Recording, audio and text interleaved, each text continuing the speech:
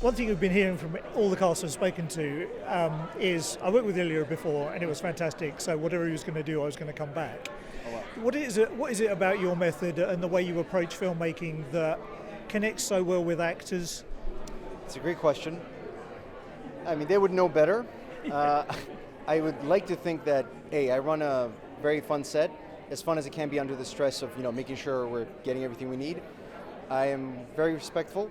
I know what I want, but I will always hear if someone's got an idea. You never know, it might be better than my idea. Like, my foundation will always be great, but if someone comes in and can up it a little bit, I will take it. So I'm a true collaborator. I don't mess about. I don't just say, do another take. I always have a note. If I don't have a note, we're moving on because I don't want to waste their time. And again, it's, how much time do we have? We have 35 seconds. So I'll tell you a story that should explain how I understand actors, not understand how I treat actors. I was working as a clapperboard guy on a movie that Roland Joffe, the Oscar-winning director from the 80s, he was shooting in Russia. And this was, we were shooting a movie called Captivity with Alicia Cuthbert, and I would constantly sit on Alicia's chair, because she was never there, she'd always have a green room. And I'd be like sitting there reading a book, and Roland Joffe would be like, don't sit in the star's chair. And I'd be like, yeah, sure. And I would do that for about a week.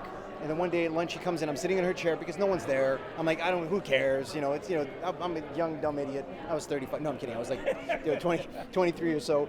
And he very grandfatherly picked me up by my ear and kind of dragged me out of the sound stage. It was a beautiful New York set. Dragged me out, he said, listen, if you're in a bad mood, no one gives a shit. If I'm in a bad mood, no one gives a shit. But if the star is in a bad mood, the audience might know. Don't fuck with that.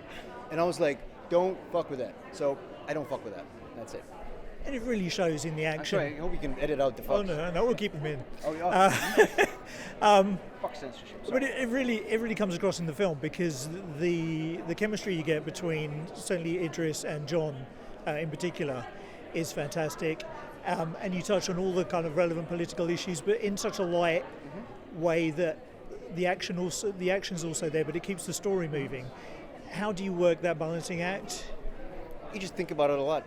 I watched the movie in my head before I storyboard. I see glimpses of it enough. I know when we're going too far this way, too far that way. It's a balancing act where I think a lot of it is just pure instinct. I wish I could say there was a formula, and I could sell that formula for a lot of money, but no, it's just me sitting there playing music that I think fits the tone, the vibe, and just really thinking about it. In terms of political aspects, I'm like, we're making a crowd-pleasing, entertaining, an hour 45. That's my goal. The highest quality I can do in the time and the budget that I have with the stars that I have. So I'm very careful to make sure that the movie comes first. And if there's a bit of a message, great.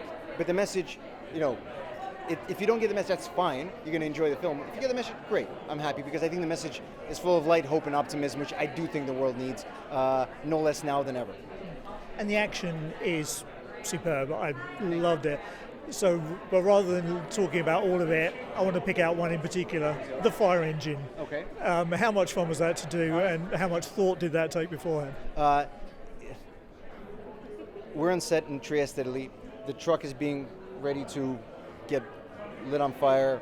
We have 12 cameras. We want to take, the storm is coming in, the sun is going down, all the elements. Everyone's like, I'm standing there going, I remember a time a year and a half ago when I was like, hey guys, wouldn't it be cool if the way Idris comes back is on a fire truck, the fire truck's on fire, and it flips through a boat.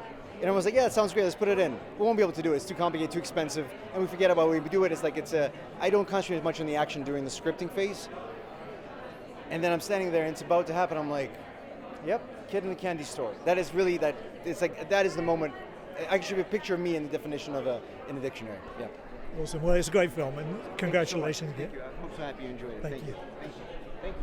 Ladies and gentlemen, you're watching Hey You Guys! Hey, you guys! Hey, you guys! Hey, that's what they all say. Hey, you guys! Hey,